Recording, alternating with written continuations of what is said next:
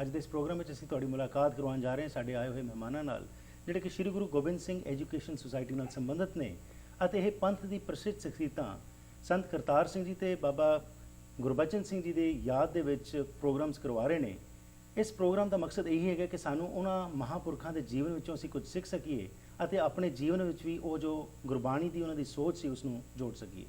ਇਸੇ ਸੰਬੰਧ ਵਿੱਚ ਪ੍ਰੋਗਰਾਮ ਵਿੱਚ ਮੇਰੇ ਨਾਲ ਸ਼ਾਮਲ ਹੋਣਗੇ ਭਾਈ ਸਾਹਿਬ ਭਾਈ ਰਣਜੀਤ ਸਿੰਘ ਜੀ ਦੇ ਭਾਈ ਸਾਹਿਬ ਭਾਈ ਨਾਨਕ ਸਿੰਘ ਜੀ। ਆਓ ਸਵਾਗਤ ਕਰਦੇ ਹਾਂ ਦੋਨਾਂ ਹੀ ਮਹਿਮਾਨਾਂ ਦਾ। ਜੀ ਆਨੰਦ ਜੀ, ਵਾਹਿਗੁਰੂ ਜੀ ਕਾ ਖਾਲਸਾ ਵਾਹਿਗੁਰੂ ਜੀ ਕੀ ਫਤਿਹ। ਸੋ ਭਾਈ ਸਾਹਿਬ ਜੀ, ਜਦੋਂ ਅਸੀਂ ਗੱਲਬਾਤ ਕਰਦੇ ਹਾਂ ਨਾ ਮਹਾਂਪੁਰਖਾਂ ਦੀਆਂ ਜਿਹੜੇ ਕਿ ਬਹੁਤ ਦੇਣ ਹੈਗੀ ਸਿੱਖੀ ਨੂੰ, ਇਸ ਸੰਬੰਧ ਵਿੱਚ ਥੋੜ੍ਹਾ ਦੱਸੋ ਭਾਈ ਸਾਹਿਬ ਜੀ ਕਿ ਰਣਜੀਤ ਸਿੰਘ ਜੀ ਕਿ ਜੇਕਰ ਅਸੀਂ ਮੁੱਖ ਤੌਰ ਦੇ ਉੱਤੇ ਗੱਲ ਕਰੀਏ ਇਹਨਾਂ ਦੇ ਜੀਵਨ ਵਿੱਚ ਝਾਤ ਮਾਰੀਏ ਤਾਂ ਕੀ ਨਜ਼ਰ ਆਉਂਦਾ ਤੇ ਕੀ ਸਿੱਖਣ ਦੀ ਲੋੜ ਹੈਗੀ?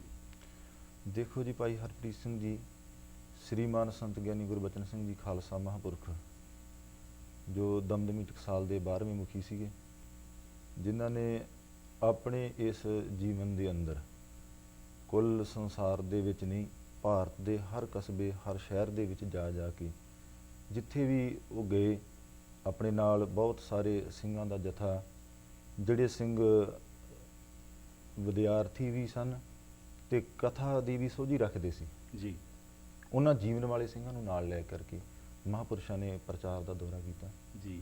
ਔਰ ਉਹਦੇ ਵਿੱਚ ਮਹਾਂਪੁਰਸ਼ਾਂ ਨੇ ਥਾਵਾਂ ਥਾਵਾਂ ਤੇ ਜਾ ਕਰਕੇ ਜਿਹੜੇ ਆਮ ਲੋਕ ਸਨ, ਕਿਉਂਕਿ ਉਸ ਸਮੇਂ ਸਮਾਜਿਕ ਦੇ ਤੌਰ ਤੇ ਆਰਥਿਕ ਦੇ ਤੌਰ ਤੇ ਜੋ ਹਾਲਾਤ ਪੈਦਾ ਹੋ ਚੁੱਕੇ ਸਨ, ਕਿਉਂਕਿ ਦੂਸਰੇ ਪਾਸੇ ਆਪਣੇ ਹਿੰਦੁਸਤਾਨ ਦੇ ਵਿੱਚ ਆਪ ਤੁਹਾਨੂੰ ਸਭ ਨੂੰ ਪਤਾ ਹੀ ਕਿ 1914 ਤੋਂ ਲੈ ਕਰਕੇ ਜੋ ਬਜ ਦੇ ਘਾਟ ਤੇ ਜੋ ਕੁਝ ਹੋਇਆ, ਕਾਮਾਗਾਟਾ ਮਾਰੂ ਗੁਰੂ ਨਾਨਕ ਨਾਮ ਜਹਾਜ਼ ਦੇ ਉੱਪਰ, ਇਸੇ ਤਰੀਕੇ ਦੇ ਨਾਲ 1919 ਦਾ ਸਾਕਾ, 1921 ਦਾ ਸਾਕਾ, ਫਿਰ ਗੁਰੂ ਕੇ ਬਾਗ ਦਾ ਮੋਰਚਾ, ਉਹਨਾਂ ਸਮਿਆਂ ਦੇ ਹਾਲਾਤਾਂ ਨੇ ਇੱਕ ਹਾਲਾਤ ਹੀ ਇਹੋ ਜਿਹੇ ਪੈਦਾ ਕਰ ਦਿੱਤੇ ਸਨ ਕਿ ਉਸ ਸਮੇਂ ਸਿੱਖੀ ਦੇ ਪ੍ਰਚਾਰ ਦੀ ਬਹੁਤ ਲੋੜ ਸੀਗੀ ਜੀ। ਫਿਰ ਮਹਾਂਪੁਰਸ਼ਾਂ ਦੇ ਨਾਲ ਨਾਲ, ਜਿਵੇਂ ਮਹਾਂਪੁਰਸ਼ਾਂ ਤੋਂ ਪਹਿਲਾਂ ਸ੍ਰੀਮਾਨ ਸੰਤ ਗਿਆਨੀ ਸੁੰਦਰ ਸਿੰਘ ਜੀ ਖਾਲਸਾ ਭਿੰਡਰਾਂ ਵਾਲੇ ਜੀ, ਫਿਰ ਸੰਤ ਬਾਬਾ ਅਤਰ ਸਿੰਘ ਜੀ ਮਸਤੂਆਣੇ ਵਾਲੇ, ਸੰਤ ਬਾਬਾ ਈਸਰ ਸਿੰਘ ਜੀ ਰਾੜਾ ਸਾਹਿਬ ਵਾਲੇ, ਇੱਕ ਨਹੀਂ ਇਹ ਸਾਰਿਆਂ ਹੀ ਮਹਾਂਪੁਰਸ਼ਾਂ ਨੇ ਲੱਕ ਬੰਨ੍ਹ ਕੇ ਗੁਰਸਿੱਖੀ ਦਾ ਇੰਨਾ ਪ੍ਰਚਾਰ ਕੀਤਾ ਕਿ ਇੱਕ ਕਿਸਮ ਦਾ ਸਮਝ ਲਓ ਕਿ ਪ੍ਰਚਾਰ ਦਾ ਹੜ੍ਹ ਲਿਆਂਦਾ ਸੀ ਜੀ। ਫਿਰ ਜਿੱਥੇ ਆਪਾਂ ਕਹੀਏ ਕਿ ਸ਼੍ਰੀਮਾਨ ਸੰਤ ਗਿਆਨੀ ਗੁਰਬਚਨ ਸਿੰਘ ਜੀ ਖਾਲਸਾ ਮਹਾਂਪੁਰਸ਼ਾਂ ਦੀ ਕੀ ਦੇਣ ਆ, ਉੱਥੇ ਇਸ ਸੰਸਾਰ ਭਰ ਦੇ ਵੱਖ-ਵੱਖ ਕਸਬਿਆਂ ਦੇ ਵਿੱਚ, ਇੱਥੋਂ ਤੱਕ ਕਿ ਪੰਜਾਬ ਤੋਂ ਬਾਹਰ ਜਾ ਕਰਕੇ ਵੀ ਜੀ, ਫਿਰ ਮਹਾਂਪੁਰਸ਼ਾਂ ਨੇ ਬਹੁਤ ਸਿੱਖੀ ਦਾ ਪ੍ਰਚਾਰ ਕੀਤਾ। ਬਹੁਤ ਵੱਡੀ ਤਾਦਾਦ ਦੇ ਵਿੱਚ ਸਿੱਖੀ ਦਾ ਪ੍ਰਚਾਰ ਕਰਕੇ ਤੇ ਆਮ ਲੋਕਾਂ ਨੂੰ ਵੀ ਇੱਕ ਥਾਂ ਤੇ ਬਿਠਾ ਕਰਕੇ ਜੀ, ਕਿ ਜਿਹੜੇ ਵੱਖ-ਵੱਖ ਆਪਣੇ ਭਿੰਨ ਭੇਦ ਸੀ ਜਾਤ ਪਾਤ ਦੇ, ਉਹਨਾਂ ਨੂੰ ਵੀ ਮਿਟਾ ਕਰਕੇ ਤੇ ਉਹਨਾਂ ਨੂੰ ਆਪਣੇ ਨਾਲ ਜੋੜ ਕਰਕੇ ਤੇ ਸਿੱਖੀ ਦੇ ਰਸਤੇ ਤੇ ਤੋਰਿਆ। ਰਾਈਟ, ਬਹੁਤ ਜ਼ਿਆਦਾ। ਸੰਤ ਕਰਤਾਰ ਸਿੰਘ ਜੀ ਦੀ ਭਾਈ ਸਾਹਿਬ ਨਾਨਕ ਸਿੰਘ ਜੀ ਜਦੋਂ ਗੱਲ ਕਰਨੇ ਆ, ਉਹਨਾਂ ਦੇ ਮੁਤਲਕ ਥੋੜ੍ਹਾ ਜਿਹਾ ਦੱਸੋ ਕਿ ਉਹਨਾਂ ਦੇ ਜੀਵਨ 'ਚੋਂ ਜਿਸ ਤਰ੍ਹਾਂ ਭਾਈ ਸਾਹਿਬ ਜੀ ਨੇ ਦੱਸਿਆ ਸਾਨੂੰ ਕੀ ਸਿੱਖਿਆ ਜਾ ਸਕਦਾ, ਉਹਨਾਂ ਦੀ ਕੀ ਦੇਣ ਹੈਗੀ? ਭਾਈ ਹਰਪ੍ਰੀਤ ਸਿੰਘ ਜੀ, ਆਪਾਂ ਜਿਸ ਤਰ੍ਹਾਂ ਵਿਚਾਰ ਕਰਦੇ ਹਾਂ ਮਹਾਂਪੁਰਖਾਂ ਦੇ ਜੀਵਨ ਦੀ ਜੀ, ਸਤਿਪੁਰਖ ਤੇ ਸੰਸਾਰ ਦੇ ਸਾਰੇ ਬਹੁਤ ਸਤਿਕਾਰਯੋਗ ਨੇ। ਸਮੇਂ-ਸਮੇਂ ਜਿਸ ਤਰ੍ਹਾਂ ਦੇ ਹਾਲਾਤ ਹੋਏ, ਧਾਰਮਿਕ, ਸਮਾਜਿਕ ਜਾਂ ਆਰਥਿਕ ਕਹਿ ਲਓ, ਤਾਂ ਉਸ ਤਰ੍ਹਾਂ ਹੀ ਮਹਾਂਪੁਰਖਾਂ ਨੇ ਫਿਰ ਉਸ ਚੀਜ਼ ਨੂੰ ਵਰਤਿਆ ਜੀ। ਤਾਂ ਬਾਬਾ ਕਰਤਾਰ ਸਿੰਘ ਸਾਹਿਬ ਦਾ ਜਿਹੜਾ ਜੀਵਨ ਹੈ ਬਹੁਤ ਹੀ ਮਤਲਬ ਉਹ ਸੰਘਰਸ਼ ਭਰਿਆ ਕਹਿ ਸਕਦੇ ਹਾਂ ਆਪਾਂ। ਬਹੁਤ ਪੜ੍ਹੇ ਲਿਖੇ, BA ਫਾਈਨਲ ਕਰਕੇ ਜਥੇ ਵਿੱਚ ਆਏ ਜੀ, ਪਟਵਾਰੀ ਸੀਗੇ ਪਹਿਲਾਂ, ਪਰ ਮਨ ਨਹੀਂ ਲੱਗਿਆ ਸੰਸਾਰ ਦੇ ਵਿੱਚ, ਮਹਾਂਪੁਰਖਾਂ ਦੇ ਕੋਲ ਰਹਿ ਕੇ ਸੋ ਲੰਮਾ ਸਮਾਂ ਵਿੱਦਿਆ ਹਾਸਲ ਕੀਤੀ। ਤਾਂ ਹੌਲੀ ਹੌਲੀ ਜਿਸ ਤਰ੍ਹਾਂ ਯੋਗਤਾ ਹੁੰਦੀ ਹੈ ਕਿਸੇ ਵਿਦਿਆਰਥੀ ਦੀ, ਬੱਚੇ ਦੀ ਜੀ, ਆਪਣੀ ਯੋਗਤਾ ਦੇ ਬਲ ਮਹਾਂਪੁਰਖਾਂ ਦੀ ਖੁਸ਼ੀ ਲਈ, ਔਰ ਉਸ ਤੋਂ ਬਾਅਦ ਮਹਾਂਪੁਰਖਾਂ ਨੇ ਫਿਰ ਸਾਰੀ ਸੇਵਾ ਪਟਨਾ ਸਾਹਿਬ ਦੇ ਵਿੱਚ, ਤਖਤ ਸਾਹਿਬ ਦੇ ਉੱਪਰ ਸੰਗਤਾਂ ਦੇ ਵਿੱਚ ਜਿਹੜੀ ਜਥੇ ਦੀ ਜ਼ਿੰਮੇਵਾਰੀ ਦੀ ਸੇਵਾ ਸੀ, ਮੁਖੀ ਦੀ, ਜਿਹਨੂੰ ਆਪਾਂ ਦਸਤਾਰਬੰਦੀ ਕਹਿੰਦੇ ਹਾਂ ਜੀ, ਬਾਬਾ ਕਰਤਾਰ ਸਿੰਘ ਸਾਹਿਬ ਜੀ ਨੂੰ ਮਿਲੀ ਪਟਨਾ ਸਾਹਿਬ ਤਖਤ ਸਾਹਿਬ ਦੇ।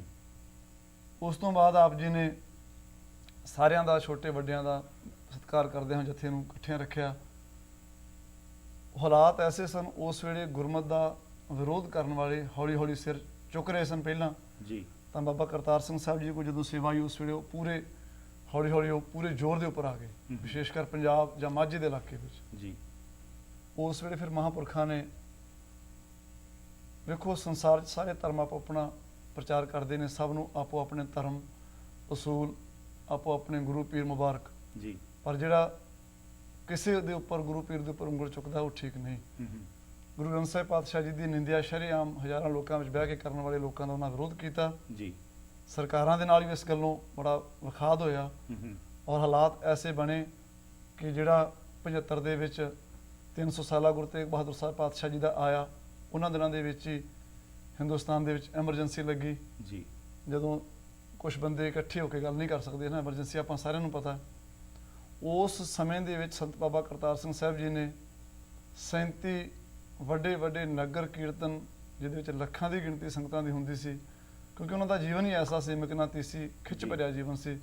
ਇੱਕ ਆਵਾਜ਼ ਦੇ ਉੱਪਰ ਹੀ ਲੱਖਾਂ ਲੋਕ ਸੰਗਤਾਂ ਇਕੱਠੀਆਂ ਹੋ ਜਾਂਦੀਆਂ ਸਨ। 37 ਨਗਰ ਕੀਰਤਨ ਉਹਨਾਂ ਨੇ ਉਸ ਵੇਲੇ ਸੋ ਲੋਕਾਂ ਨੂੰ ਜਗਾਉਣ ਵਾਸਤੇ, ਗੁਰੂ ਕੇ ਸਤਿਕਾਰ ਦੇ ਵਿੱਚ, ਗੁਰੂ ਦੇ ਪਿਆਰ ਵਾਸਤੇ, ਏਕਤਾ ਵਾਸਤੇ ਉਹਨਾਂ ਨੇ ਨਗਰ ਕੀਰਤਨ ਸਜਾਏ। ਜੀ ਔਰ ਜਿਹੜਾ ਲਾਸਟ ਵਾਲਾ ਨਗਰ ਕੀਰਤਨ ਸੀ 1600 ਵਾਹਿਗੁਰੂ 1975 ਦੇ ਵਿੱਚ, ਉਸ ਨਗਰ ਕੀਰਤਨ ਦੇ ਉੱਪਰ ਸਤਿਗੁਰੂ ਤੇਗ ਬਹਾਦਰ ਸਾਹਿਬ ਪਾਤਸ਼ਾਹ ਮਹਾਰਾਜ ਜੀ ਦਾ 300 ਸਾਲਾ ਸ਼ਹੀਦੀ ਗੁਰਪੁਰਬ ਸੀ। ਉਹ ਨਗਰ ਕੀਰਤਨ ਪੰਜਾਬ ਤੋਂ ਚੱਲ ਕੇ ਦਿੱਲੀ ਪਹੁੰਚਿਆ ਔਰ ਉਸ ਵੇਲੇ ਉਸ ਸਮੇਂ ਦੇ ਪ੍ਰਾਈਮ ਮਿਨਿਸਟਰ ਸ਼੍ਰੀਮਤੀ ਇੰਦਰਾ ਗਾਂਧੀ ਵਗੈਰਾ ਹੋਰ ਸਾਰੇ ਜਿੰਨੇ ਵੀ ਆਪਣੇ ਵੱਡੇ ਲੀਡਰ ਸਨ, ਸਾਰੇ ਆਏ ਹੋਏ ਸਨ। ਉੱਥੇ ਸੰਤਾਂ ਨੇ ਬੜੇ ਜੋਸ਼ ਭਰੇ ਔਰ ਬੜੇ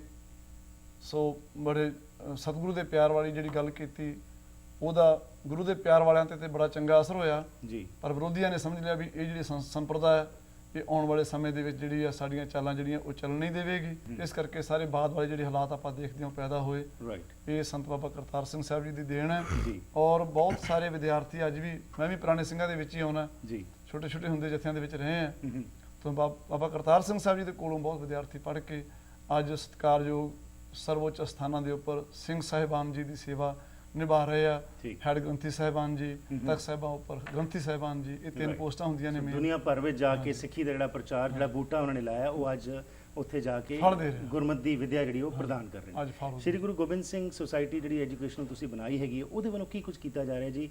ਅਤੇ ਖਾਸ ਤੌਰ ਦੇ ਉੱਤੇ ਜਿਹੜਾ ਇਹਨਾਂ ਮਹਾਂਪੁਰਖਾਂ ਦੇ ਸੰਬੰਧ ਵਿੱਚ ਤੁਸੀਂ ਇੱਕ ਪ੍ਰੋਗਰਾਮ ਆਯੋਜਨ ਕੀਤਾ ਜਾ ਰਹੇ ਹੋ, 23, 24 ਅਤੇ 25 ਨੂੰ ਇਹ ਹੋਣ ਜਾ ਰਿਹਾ, ਇਸ ਸੰਬੰਧ ਵਿੱਚ ਬ੍ਰੇਕ ਤੋਂ ਬਾਅਦ ਤੁਹਾਡੇ ਤੋਂ ਜਾਣਕਾਰੀ ਲੈਣੀ ਹੈ ਜੀ।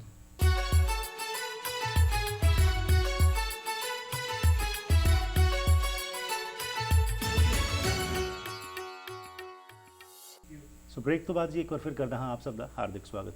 ਆਏ ਹੋਏ ਸਾਡੇ ਮਹਿਮਾਨ ਜਾਣਕਾਰੀ ਦੇ ਰਹੇ ਨੇ ਜੀ, ਤੇ ਆਪ ਸਭ ਨੂੰ ਵੀ ਖੁੱਲਾ ਸੱਦਾ ਹੈ ਕਿ 23, 24 ਅਤੇ 25 ਤਰੀਕ ਨੂੰ ਗੁਰਦੁਆਰਾ ਸਾਹਿਬ ਦੁੱਖ ਨਿਵਾਰਨ ਸਾਹਿਬ ਵਿੱਚ ਜਿਹੜਾ ਇਹ ਪ੍ਰੋਗਰਾਮ ਆਯੋਜਨ ਕਰਨ ਜਾ ਰਹੇ ਨੇ, ਉਸ ਵਿੱਚ ਜ਼ਰੂਰ ਆਓ, ਪਰਿਵਾਰਾਂ ਸਮੇਤ ਆ ਕੇ ਅਸੀਂ ਗੁਰੂ ਦੀ ਬਖਸ਼ਿਸ਼ ਪ੍ਰਾਪਤ ਕਰੀਏ ਤੇ ਇਹਨਾਂ ਮਹਾਂਪੁਰਖਾਂ ਦੇ ਜੀਵਨੀ ਵਿੱਚੋਂ ਕੁਝ ਸਿੱਖ ਸਕੀਏ। ਆਓ ਕੁਝ ਹੋਰ ਗੱਲਬਾਤ ਕਰਨੇ। ਸੋ ਇਹ ਜਿਹੜੀ ਸੰਸਥਾ ਹੈ ਜੀ ਤੁਹਾਡੀ ਸ਼੍ਰੀ ਗੁਰੂ ਗੋਬਿੰਦ ਸਿੰਘ ਐਜੂਕੇਸ਼ਨ ਸੁਸਾਇਟੀ, ਇਹਦੇ ਵੱਲੋਂ ਕਿਸ ਤਰੀਕੇ ਨਾਲ ਤੁਸੀਂ ਲੋਕਾਂ ਦੇ ਵਿੱਚ ਸਿੱਖੀ ਦਾ ਪ੍ਰਚਾਰ ਕਰ ਰਹੇ ਹੋ? ਆਪਣੇ ਵੀਰ ਜੀ, ਜਿਸ ਤਰ੍ਹਾਂ ਹਰਪ੍ਰੀਤ ਸਿੰਘ ਜੀ, ਉਹ ਹੋ ਸਕਦਾ ਆਪਾਂ ਪਹਿਲੀ ਵਾਰ ਕਦੇ ਸਟੂਡੀਓ ਤੇ ਜਾਂ ਪ੍ਰਚਾਰ ਦਾ ਇਸ ਤਰ੍ਹਾਂ ਸੰਯੋਗ ਨਹੀਂ ਬਣਿਆ ਜੀ। ਸ੍ਰੀ ਗੁਰੂ ਗੋਬਿੰਦ ਸਿੰਘ ਸਾਹਿਬ ਜੀ ਐਜੂਕੇਸ਼ਨ ਸੁਸਾਇਟੀ ਜਿਹੜੀ ਆਪਣੀ ਹੈ, ਇੱਥੇ ਲੋਕਲ ਸਿੰਘਾਂ ਨੇ ਬਣਾਈ, ਰਜਿਸਟਰ ਕਰਾਈ ਹੋਈ ਹੈ ਜੀ। ਇਹ ਜਿਸ ਤਰ੍ਹਾਂ ਮੇਨ ਜੋ ਆਪਣੇ ਹਨ ਸਮਾਗਮ, ਸਤਿਗੁਰੂ ਸਾਹਿਬਾਨ ਜੀ ਦੇ ਪੁਰਬ ਔਰ 84 ਦਾ ਸਾਕਾ ਜਾਂ ਹੋਰ ਵੀ ਜਿਹੜੇ ਮੇਨ ਪ੍ਰੋਗਰਾਮ ਹਨ, ਉਹਨਾਂ ਤੋਂ ਬਾਅਦ ਫਿਰ ਮਹਾਂਪੁਰਖਾਂ ਦੀਆਂ ਬਰਸੀਆਂ ਅਸੀਂ ਆਪਾਂ ਮਨਾਉਂਦੇ ਹਾਂ ਰਲ ਕੇ ਜੀ। ਸੋ ਐਸਾ ਨਹੀਂ ਵੀ ਕੇਵਲ ਬਰਸੀਆਂ ਮਨਾਉਂਦੇ ਆਪਾਂ, ਸਾਰੇ ਪੁਰਬ ਆਪਾਂ ਮਨਾਉਂਦੇ ਆ ਜੀ। ਪਰ ਜਿਵੇਂ ਆਪਣੀ ਜਾਂ ਆਪਣੇ ਆਰਥਿਕ ਹਾਲਾਤ ਨੇ, ਉਸ ਹਿਸਾਬ ਦੇ ਨਾਲ ਆਪਾਂ ਰਲ ਮਿਲ ਕੇ ਸਾਰੇ ਸਿੰਘ ਕਾਰੋਬਾਰਾਂ ਵਾਲੇ ਨੇ ਜੀ, ਸੰਗਤਾਂ ਦੇ ਸਹਿਯੋਗ ਨਾਲ, ਸਾਹਿਬ ਦੀ ਕਿਰਪਾ ਦੇ ਨਾਲ ਆਪਾਂ ਮਨਾਉਂਦੇ ਆ।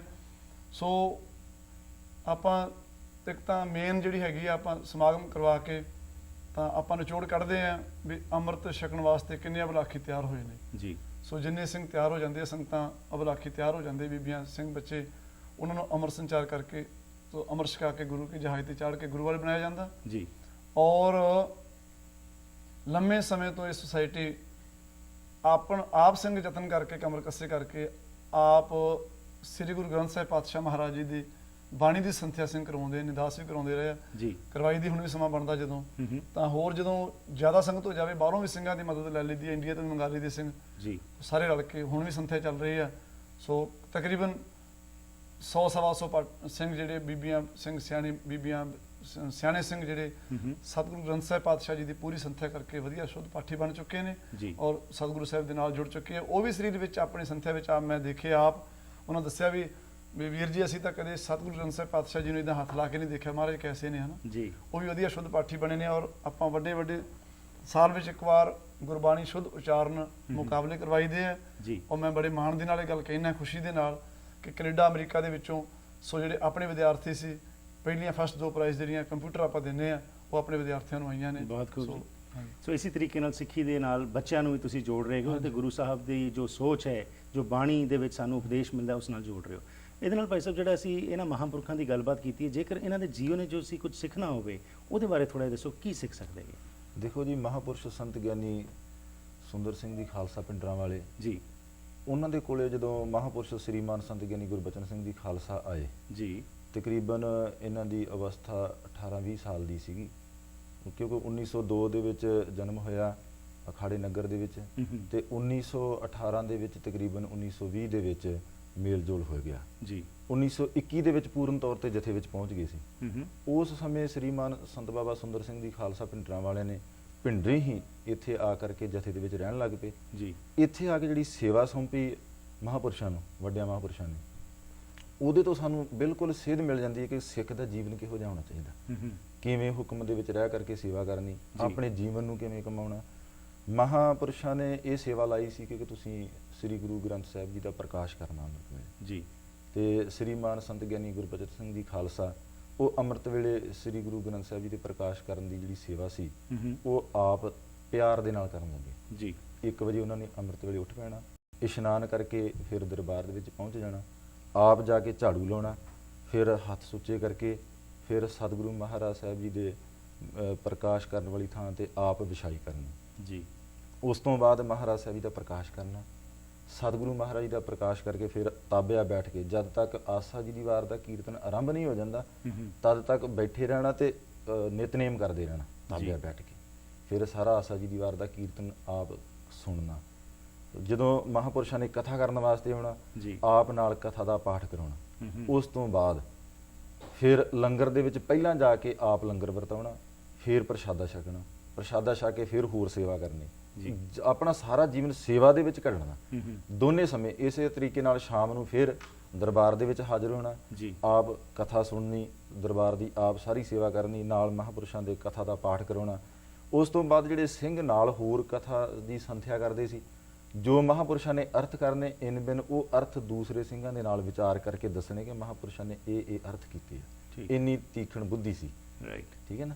ਕਿਉਂਕਿ ਮਹਾਪੁਰਸ਼ਾਂ ਦਾ ਜਿਹੜਾ ਜਨਮ ਸੀ, ਕਲਗੀਧਰ ਸਤਿਗੁਰੂ ਸ੍ਰੀ ਗੁਰੂ ਗੋਬਿੰਦ ਸਿੰਘ ਸਾਹਿਬ ਮਹਾਰਾਜ ਜਦੋਂ ਚਮਕੌਰ ਸਾਹਿਬ ਦੀ ਜੰਗ ਜਿੱਤ ਕਰਕੇ ਤੇ ਮਾਸ਼ੀਵਾੜੇ ਹੁੰਦੇ ਹੋਏ ਅਖਾੜੇ ਨਗਰ ਵਿੱਚ ਪਹੁੰਚੇ। ਇੱਥੇ ਮਹਾਰਾਜ ਕਈ ਦਿਨ ਰਹੇ ਜੀ, ਤੇ ਇੱਥੇ ਮਹਾਪੁਰਸ਼ਾਂ ਦੇ ਪਰਿਵਾਰ ਦੇ ਵਿੱਚੋਂ ਮਾਤਾ ਜੀ ਸਨ ਜਿਨ੍ਹਾਂ ਨੇ ਕਲਗੀਧਰ ਪਾਤਸ਼ਾਹ ਮਹਾਰਾਜ ਜੀ ਦੀ ਬੜੀ ਸੇਵਾ ਕੀਤੀ। ਤੇ ਸਤਿਗੁਰੂ ਪਾਤਸ਼ਾਹ ਮਹਾਰਾਜ ਜੀ ਨੇ ਉੱਥੇ ਇੱਕ ਵਚਨ ਕੀਤਾ ਸੀ ਕਿ ਮਾਤਾ ਆਪ ਜੀ ਦੀ ਬੰਸ ਦੇ ਵਿੱਚ ਇੱਕ ਬ੍ਰਹਮ ਗਿਆਨੀ ਪੈਦਾ ਹੋਵੇਗਾ ਜੋ ਬਹੁਤ ਵੱਡਾ ਪਰਉਪਕਾਰ ਕਰੇਗਾ ਔਰ ਬ੍ਰਹਮ ਵਿਦਿਆ ਦੀ ਦਾਤ ਉਸ ਨੂੰ ਪ੍ਰਾਪਤ ਹੋਵੇਗੀ ਔਰ ਸੰਸਾਰ ਭਰ ਦੇ ਵਿੱਚ ਕੋਨੇ-ਕੋਨੇ ਵਿੱਚ ਜਾ ਕਰਕੇ ਭਾਰਤ ਵਿੱਚ ਸਿੱਖੀ ਦਾ ਪ੍ਰਚਾਰ ਕਰੇਗਾ ਜੀ। ਤੇ ਜਿਹੜੇ ਲੋਕ ਪਰਮੇਸ਼ਰ ਤੋਂ ਵਿਛੜ ਚੁੱਕੇ ਨੇ, ਜਿਹੜੀਆਂ ਰੂਹਾਂ ਪਰਮੇਸ਼ਰ ਤੋਂ ਵਿਛੜ ਚੁੱਕੀਆਂ ਨੇ, ਉਹਨਾਂ ਨੂੰ ਪਰਮੇਸ਼ਰ ਦੇ ਨਾਲ ਜੋੜੇਗਾ। ਤੇ ਇਹ ਬੜਾ ਵੱਡਾ ਯੋਗਦਾਨ ਸੀ ਕਿ ਅਖਾੜੇ ਨਗਰ ਦੇ ਵਿੱਚ ਕਲਗੀਧਰ ਪਾਤਸ਼ਾਹ ਜੀ ਦੇ ਬਚਨਾਂ ਦੇ ਨਾਲ ਜਨਮ ਹੋਣਾ। ਫਿਰ ਉਹ ਵੰਸ਼ ਦੇ ਵਿੱਚ ਜਿਹੜੀ ਕਲਗੀਧਰ ਪਾਤਸ਼ਾਹ ਮਹਾਰਾਜ ਸਾਹਿਬ ਜੀ ਦੇ ਉੱਥੇ ਖੰਡੇ ਬਾਟੇ ਦਾ ਅੰਮ੍ਰਿਤ ਤਿਆਰ ਕੀਤਾ ਜੀ। ਉਹਨਾਂ ਦੇ ਵਿੱਚੋਂ ਜਿਹੜੇ ਭਾਈ ਮਹਿਤਾਬ ਸਿੰਘ ਸੀਗੇ ਉਸ ਸਮੇਂ ਉਹਨਾਂ ਨੇ ਅੰਮ੍ਰਿਤ ਛਕਿਆ। ਫਿਰ ਇਹ ਸਾਰਾ ਪਰਿਵਾਰ ਹੀ ਅੰਮ੍ਰਿਤਧਾਰੀ ਸੀ। ਮਹਾਪੁਰਸ਼ਾਂ ਨੇ ਬਚਪਨ ਦੇ ਵਿੱਚ ਹੀ 9 ਸਾਲ ਦੀ ਅਵਸਥਾ ਤੱਕ ਸ੍ਰੀ ਅਖੰਡ ਪਾਠ ਸਾਹਿਬ ਦੇ ਪਾਠ ਕਰਨ ਲੱਗ ਪਏ ਸੀਗੇ। ਫਿਰ ਇਹਨਾਂ ਨੇ ਜੀਵਨ ਇਹੋ ਜਿਹਾ ਘੜ ਲਿਆ, ਜਿੱਥੇ ਵੀ ਜਾਂਦੇ ਸਨ ਕਿ ਮਹਾਪੁਰਸ਼ਾਂ ਦੇ ਜੀਵਨ ਤੋਂ ਹੀ ਸੇਧ ਲੈ ਕਰਕੇ ਜਿਹੜਾ ਵੀ ਸਿੱਖ ਦੇਖਦਾ ਸੀ ਉਹਦਾ ਜੀਵਨ ਦੇਖ ਕਰਕੇ ਘੜਿਆ ਜਾਂਦਾ ਸੀ।